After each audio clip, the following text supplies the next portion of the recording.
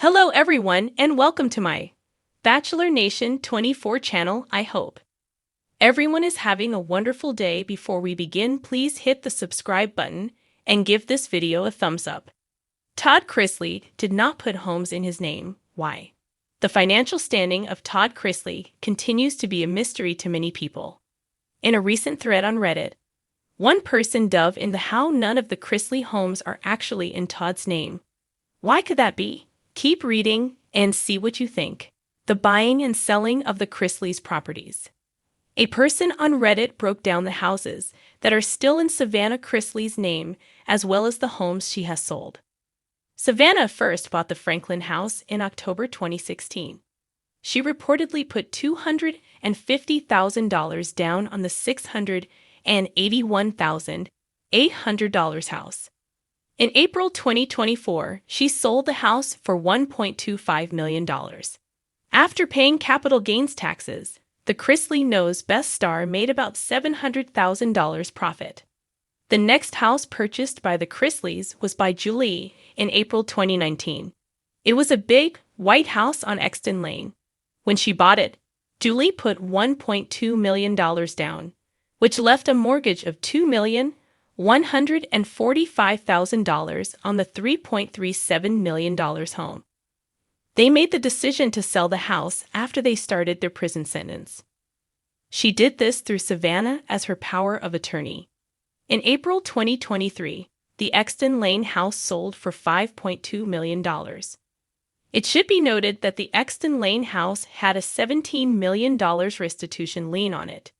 The Reddit user suggested that the profits from the sale might have gone to the government to satisfy the lien. Another home that belongs to the Chrisley family is the Worcester house.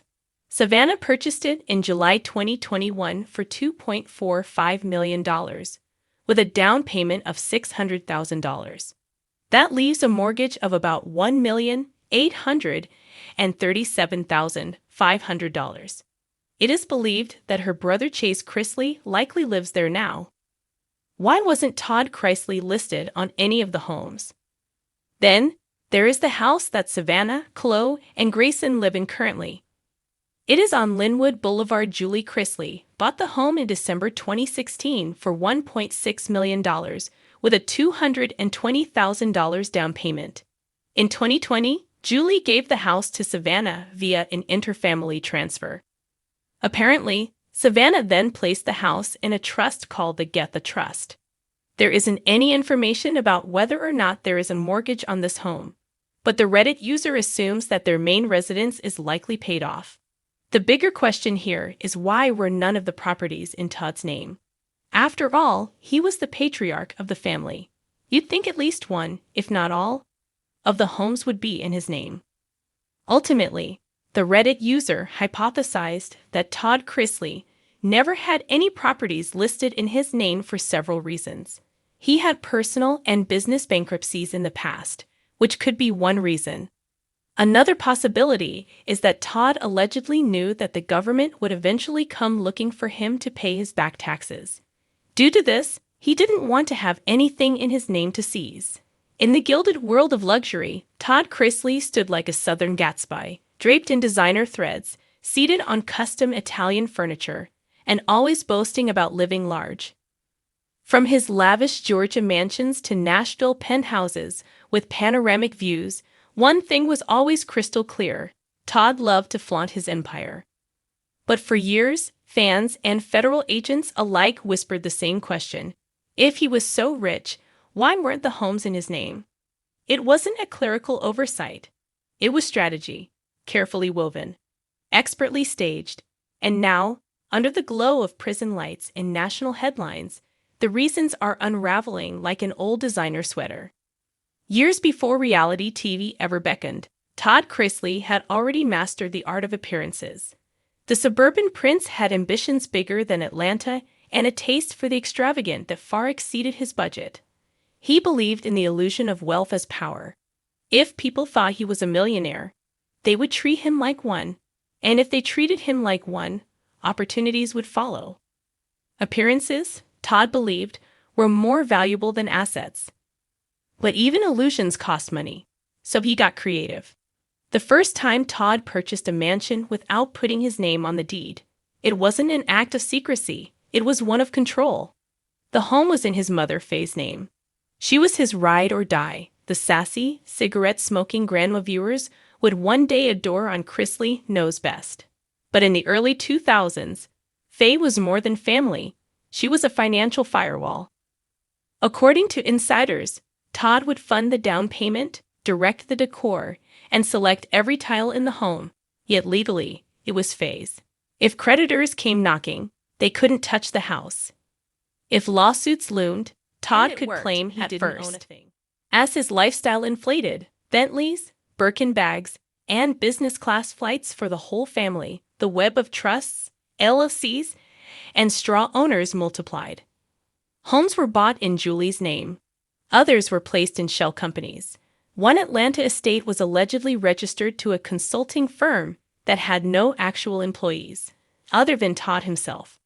To the IRS, it looked like Todd Chrisley was merely renting, couch surfing in his own mansions. Why would a man so proud of his empire not want his name on the deeds? Because Todd didn't want ownership. He wanted access. Ownership came with responsibility, taxes, liens, public scrutiny. But access? That let him film in opulent rooms, throw parties in 10-bedroom villas, and sell the fantasy of being untouchable. Behind the scenes, however, the pressure was mounting. Todd's accountant once warned him, "You're juggling too many balls. All it takes is one audit." But Todd, confident as ever, allegedly replied, "They can't audit what they can't see." In his mind, the plan was flawless. In practice, it was dangerous. By the time Chrisley Knows Best premiered, Todd's empire was more fiction than fact. He was living in homes he didn't legally own, using companies he didn't publicly operate, and funneling money through so many accounts that even his inner circle struggled to keep up. And then came the collapse. In 2019, a federal indictment rocked the Chrisley family to the core. Charges of bank fraud, wire fraud, tax evasion. The feds weren't just poking around. They were excavating. Investigators pieced together a jigsaw of leases, fake documents, and loans obtained using falsified bank statements. Suddenly, the lack of property in Todd's name wasn't clever. It was incriminating. In court, prosecutors claimed Todd and Julie had exaggerated their wealth to banks while hiding real income from the IRS. They cited homes bought under friends' names, expenses routed through bogus companies, and an ongoing attempt to avoid financial obligations. When asked directly why his name wasn't on any homes, Todd's defense danced around the issue, calling it a standard asset protection practice. But for the jury, it reeked of deception. Still, those close to Todd claim his motives weren't always sinister. He genuinely believed in protecting what was his. A former associate revealed. He thought the system was rigged, and this was just evening the playing field. In his eyes, not putting homes in his name wasn't cheating, it was survival. Even now, from his prison cell, Todd remains defiant. Letters to fans hint at a comeback, a reinvention. He writes about spiritual growth and wisdom earned through hardship. Yet sources say he still avoids talking about the homes. One longtime friend put it best. Todd's biggest asset was never property, it was his persona. He built a life around the idea of being larger than life. Whether or not his name was on the house didn't matter. What mattered was that everyone believed it was his castle. Today, those castles sit silent. Some have been sold, others repossessed. The marble floors Todd once bragged about echo with absence, but the legacy he crafted, the image of the Southern mogul in control, still lingers.